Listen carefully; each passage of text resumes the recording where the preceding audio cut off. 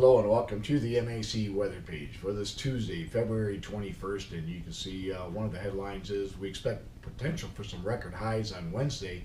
Now, it's not impossible. Some areas could see record highs today, but most likely, if we're going to see records, it'll be on the day on Wednesday when temperatures will climb well into the 60s. Right now, it looks like about 64 to 68, but can't rule out an isolated 70-degree reading across the southern part of the state. You can see the extended outlook continues to show warmer than normal, wetter than normal conditions, although we'll be cooling off quite a bit over the weekend. If we look at the normals for the day, our normal high is 34, the normal low is 18, and you can see 20 years ago on this date we had just about 1.2 inches of rain, and we got a potentially wet day coming up for the day on Friday as it looks right now. And if we look at the highest and lowest temperatures across the lower 48 yesterday, the high is 87 at Fort Myers, should be Florida, and the lowest temperature 5 above zero at Taylor Park, Colorado. And if we look at the conditions around the MAC area yesterday, you can see temperatures well into the 50s across much of the area. The warmest temperature Lansing at 59, and Newaygo got down to 29 for the lowest temperature across the area. And you can see we're averaging a whopping 6 degrees above normal per day, and we're going to continue to add to that here over the next couple of days. If we look at the conditions around the area this morning, you can see very warm 40-degree temperatures as we have a warm front that's pushed through the area, and that's going to bring some scattered showers to the area. We've even had a few flashes of lightning across Wisconsin into the western part of the state here and there. Not a lot, but enough to say that there has been at least some lightning flashes.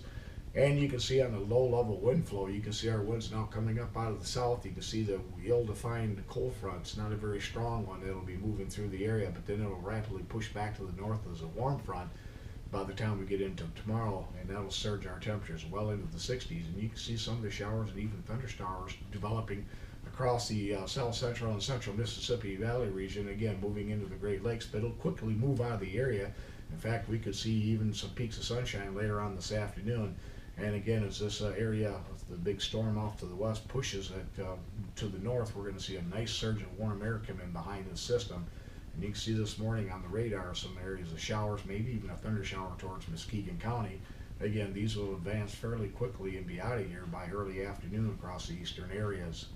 Right now, the best bet looks like about a tenth to maybe as much as a quarter of an inch precipitation, so a little bit less than what we thought yesterday. And you can see there has been 3 flashes of lightning during the per minute period here as of recent, but again, we don't expect anything much in the way of thunderstorms at all. And if we look at the next screen, you can show the weather map this morning, that triple point coming through the area of the warm front into the warm sector showers, and then that cold front will sweep off to the east as the low pressures move that way. And then we're going to watch the main system begin to develop off into the southwest part of the United States.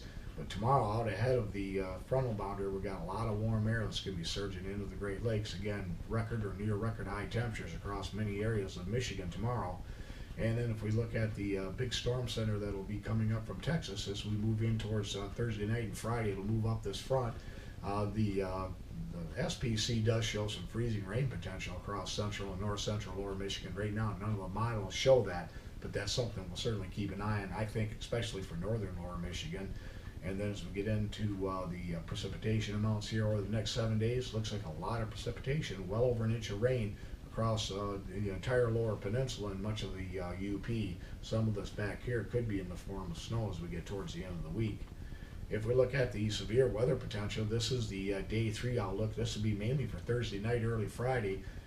We're in a marginal risk of severe storms. And then if we look at for the day on Friday, out ahead of that cold front, we expect a slight risk of thunderstorms across, severe storms across the southern part of the state down into much of Indiana and Ohio.